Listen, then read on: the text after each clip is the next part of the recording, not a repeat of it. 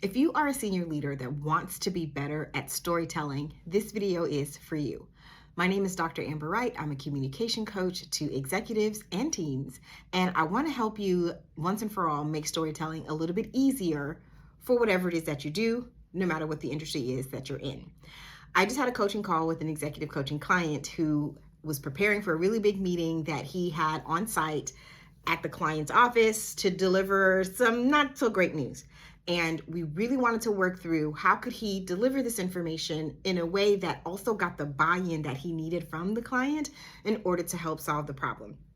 I shared with him something called Monroe's motivated sequence. This is an old school persuasion device that I used to use when I was teaching public speaking as a professor many years ago. It's old school, but it still works, and now I'm going to share it with you. If you want to package information that's really data heavy or that's super complex and distill it down into simple terms, Monroe's motivated sequence can help you.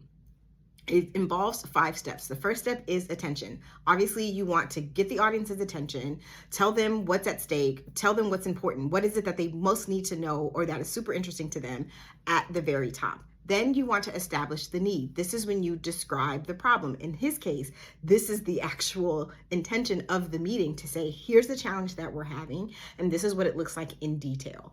But then you want to offer satisfaction. That's the third of the 5 steps. Satisfaction is when you introduce yourself as the problem solver, as the expert that you are, and say, here's my recommendations for how we can make this happen and how we can remedy this issue.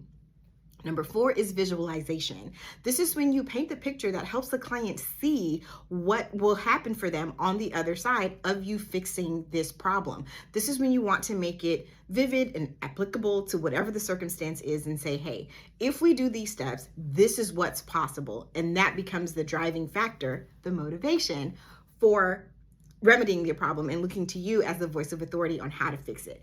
Lastly, you want to offer them a call to action. What I suggested to this client was say, hey, this is how we are going to best collaborate to get this problem solved. If we want to see this future, we want to see this outcome, this is what I need from you in order for us to partner on getting this done. That way he can be empowered after the meeting to do what he needs to do, while also making it clear though that this is what he needs from the client in order to get the job done.